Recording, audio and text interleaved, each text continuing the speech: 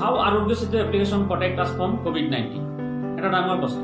আমাৰ সকলোৰে মনত এই প্ৰশ্নটো উদয় হয় যে এখন মোবাইল এপ্লিকেশনে কেনেকৈ আমাক ইমান ডাঙৰ মহামাৰীৰ পৰা সুৰক্ষা দিব পাৰে। Is it possible? যিমানে বুজোৱা নহওক তেওঁলোকে এটা শংকা থাকি যায়।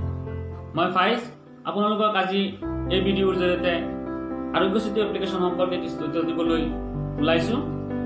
ভিডিঅ'টো শেষলৈকে চাব। যদি ভাল লাগে লাইক, কমেন্ট আৰু শ্বেয়াৰ কৰিব। লগতে মোৰ ইউটিউব চেনেল ফাইজ কালেকশ্যন 86 সাবস্ক্ৰাইব কৰিব। আৰোগ্য সেতু এপ্লিকেশন সম্পৰ্কে সচৰাচৰ আমাৰ মনত উদয় হোৱা প্ৰশ্নসমূহৰ ভিতৰত এটা অন্যতম প্ৰশ্ন হৈছে যে আৰোগ্য সেতু এপ্লিকেশননো কি? আৰোগ্য সেতু এপ্লিকেশনটো হৈছে গভৰ্ণমেণ্ট অফ ইণ্ডিয়াই লঞ্চ কৰা এখন এপ্লিকেশন। ইয়াৰ দ্বাৰা কোভিড-19 আক্ৰান্ত ব্যক্তিসকলক ট্ৰেক কৰা হয় বা আমাৰ ভাৰতীয় জনসাধাৰণ যিসকলে আৰোগ্য সেতু এপ্লিকেশনটো ডাউনলোড কৰে তেওঁলোক কি পজিশনত আছে, বৰ্তমান তেওঁলোকৰ কোভিড-19 হোৱাৰ চান্স কিমান আদি সকলো এই এপ্লিকেশনত দেখুওৱা হয়। আৰোগ্য সেতু এপ্লিকেশনখন 2.8 MB এটা সৰু এপ্লিকেশন। যিকোনো সৰু মোবাইলতে ইয়াক ডাউনলোড কৰিব পাৰে বা ইউজ কৰিব পাৰে কোনো ধৰণৰ সমস্যা নোহোৱাকৈ।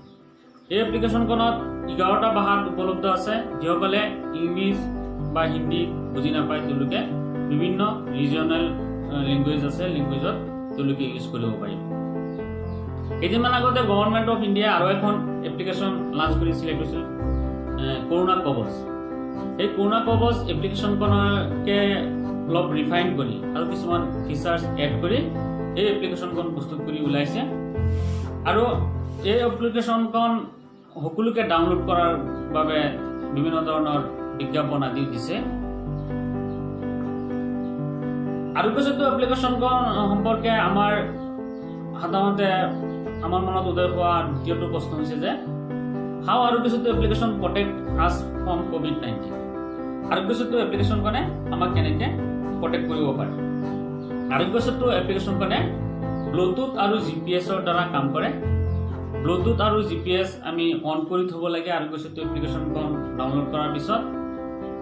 আৰু ইয়াৰ দ্বাৰা কি কৰা হয় যে কোভিড-19 কোনো আক্ৰান্ত কোনো ব্যক্তি যদি আমাৰ কাষলৈ আহে তেতিয়া আমাক এটা নোটিফিকেশনৰ দ্বাৰা জনাই দিয়া হয় বা এপ্লিকেশন আৰোগ্য সেতু এপ্লিকেশন যিয়ে ডাউনলোড কৰে তেওঁক এটা নোটিফিকেশনৰ দ্বাৰা জনাই দিয়া হয় যে আপোনাৰ ওচৰত কোভিড-19 আক্ৰান্ত এজন মানুহ আহিছে।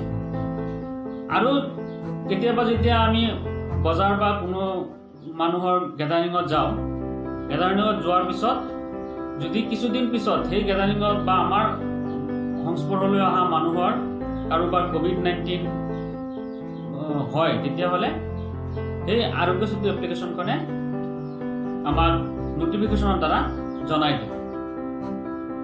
এপ্লিকেশনখনত কি কি ফিচাৰ্ছ আছে আৰু এই ফিচাৰ্ছসমূহ কেনেকৈ ইউজ কৰিব লাগে মই মোৰ মোবাইলত এপ্লিকেশনখন খুলি দেখুৱাই দিছোঁ। সকলোৱে ভিডিঅ'টো শেষলৈকে চাব। এই ফিচাৰ্ছসমূহ কেনেকৈ ইউজ কৰিব লাগে আপোনালোকে বুজি পাব।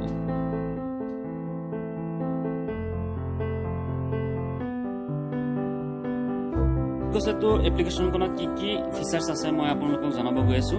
প্ৰথমতে পাব your status, self assess, COVID updates, e-pass.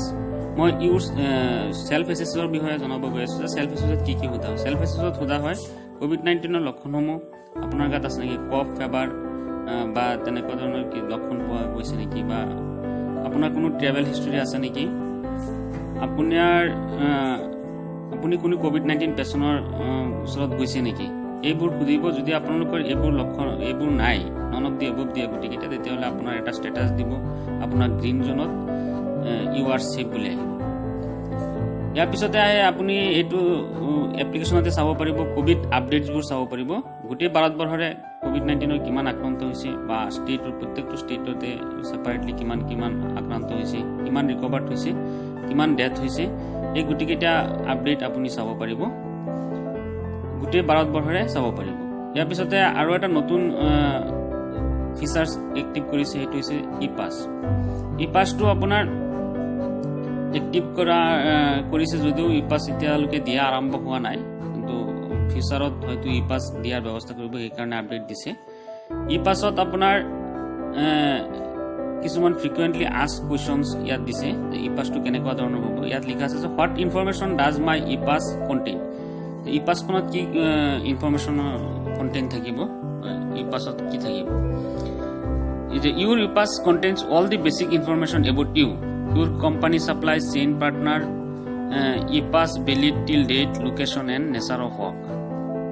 Second question is, can my e-pass be used for other purposes than essential supplies duty? A question corner answer is no. It should only be used for the essential supply purposes, and if any citizen is caught misusing this pass, then she would be liable for punishment. Third question is, what is my e-pass number? The 6-digit unique alphanumeric ID mentioned on the e-pass is the e-pass number. E-pass number of G to 6-digit alphanumeric ID থাকিব, এটো e-pass number হ'ব। Is my e-pass valid at any location?